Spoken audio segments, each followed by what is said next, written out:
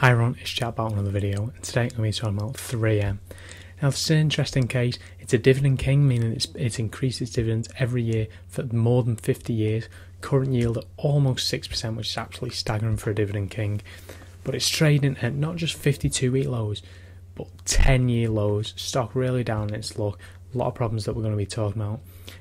However, this is a business that has continued to succeed over the long term, has over 60,000 products across a variety of sectors, including healthcare, safety and industrial, consumer, etc. Very diversified business that's continued to grow in a variety of market circumstances. Trading at around 10 times trailing earnings, 6% dividend yield is definitely one we should be looking at. First, in terms of dividend, because that is the clear attraction when investing in a dividend king, and this is pretty much the highest dividend yield 3M has ever had. Certainly in the last 20 years, you can see it's dramatically higher than any other time, and that's because of the dramatic stock price fall. But it's continued to grow its dividend for the last 64 years in a row. That is one of the highest among dividend kings, so even for dividend kings, that is really strong growth. 5-year average growth rate of 4.09%, which is pretty good, not amazing, but decent. And a payout ratio, again, not amazing, but decent, at 59%. We would of course like that to be a little lower, but that is okay. Looking at some basic valuation metrics, the S&P 500 is trading for a price earnings of around 19 and price cash flow of around 14. The 5-year averages for this company are about the same, price to earnings 19.6, price to cash flow of 14.6. Right now, 3M trades for 10 times trailing earnings and 10 times trailing cash flow. On this basis, this is far below the average of the S&P 500 and far below 3M's historical average for the last 5 years.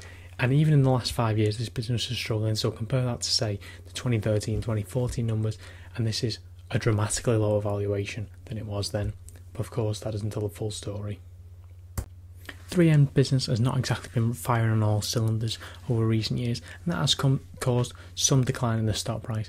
However, what has been a much bigger catalyst in causing weakness in the stock price is a class action lawsuit over 3M's combat grade earplugs and allegedly causing hearing impairment. Now, 3M has tried to fight this in various ways, but Wall Street analysts seem to think their liability could be quite large, or at least there is a risk that this could potentially be in the billions. You can see a quote from a JP Morgan analysis.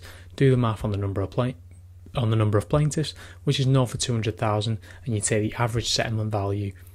The simple math on that gets you well north of $10 billion to $20 billion.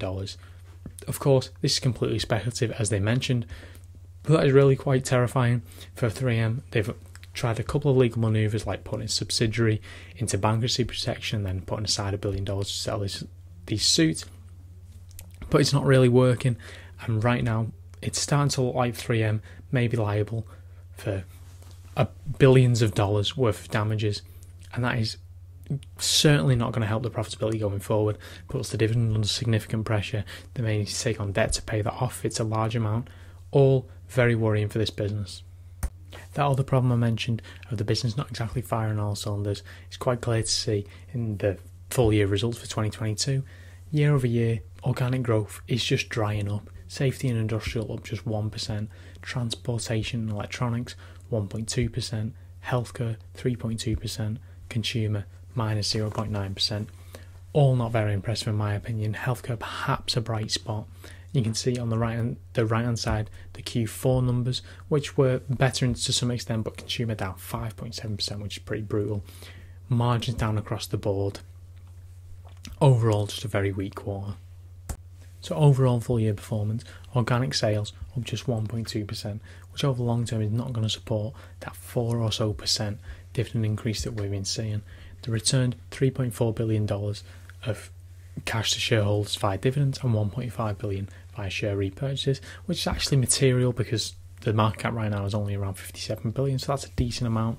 They continue to strengthen the balance sheet, executing fairly well. They had $10 of earnings per share, which is relatively impressive, and an excellent adjusted free cash flow conversion of 82%. And I actually like some of the portfolio strategies. They're looking at spinning off the healthcare technology business, which I think, to be honest, is just going to generate some cash rather than creating a focused material science leader. That's just what they say, in my opinion. I think they want to generate some cash for upcoming cash expenses they predict they're going to have.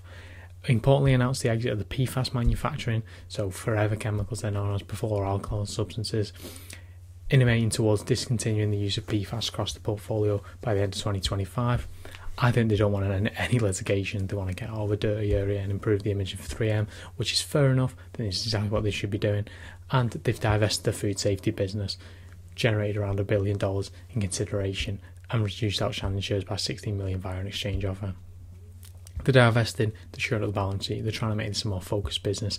60,000 products makes you a very diversified business, but it also makes you a not very focused business, and it makes it hard to generate efficiencies.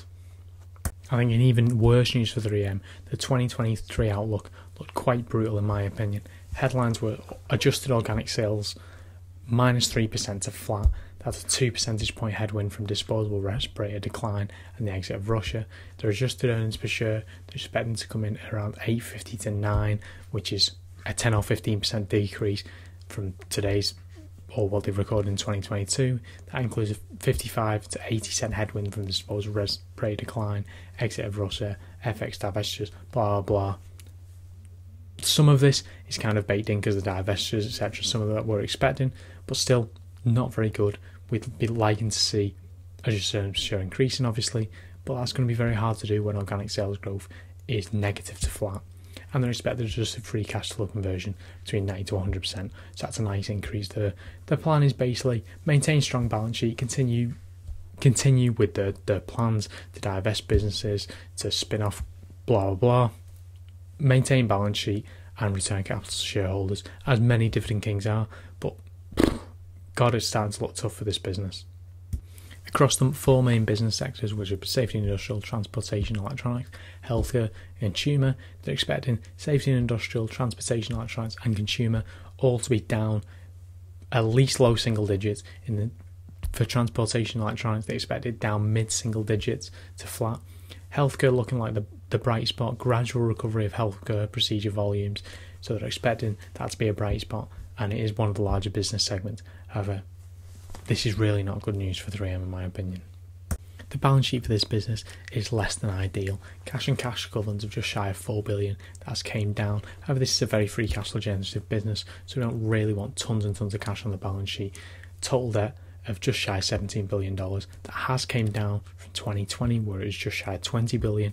2021, 18.3, now 16.86. This is decent. This is the direction you want it to be going, because there is a real risk that they could have to take on a lot of debt going forward, and the next few years are not looking like a good outlook for this business, with free cash flow decreasing from 2020 6.61 billion to 2021 5.85, now just 3.84. It's going to start to get harder to reduce the debt load for this business and pay the dividend and return capital to shareholders. I don't think 3M is a deeply troubled business, but it is in trouble at the minute. It has the potential for this lawsuit, if the allegations are proven correct, to run up into the billions of dollars, which frankly it can't really afford to do sustainably. It will have to take on debt, and that will make its balance sheet much worse. But the dividend under pressure, which I can't see many people owning this company for any reason other than its dividend. Its dividend is very attractive, and it is dividend king, and it has survived in many other market conditions, pretty much every market condition possible. However, I think this stock price decline is pretty deserved. The earnings outlook for 2023 does not look very good. It's a struggling business right now, and I don't think it's investable from my point of view. I will be paying close attention to this court battle, see how this is going, because if that court battle disappears for whatever reason, then suddenly this could become a very investable company again, trading at reasonable valuations-ish, because the valuation is okay, but the risk-reward profile just isn't really there for me at this moment in time, because of that core battle that's hanging over this business and the lack of revenue growth. With that being said, I'm not a financial advisor, so you should not take this as financial advice. You should do your own research and due diligence, come up with your own opinions. Let me know down in the comments below what you think of this business, if you think it's a buy, sell or a hold going forward. Like and subscribe and enjoy the video. I'll see you again next time.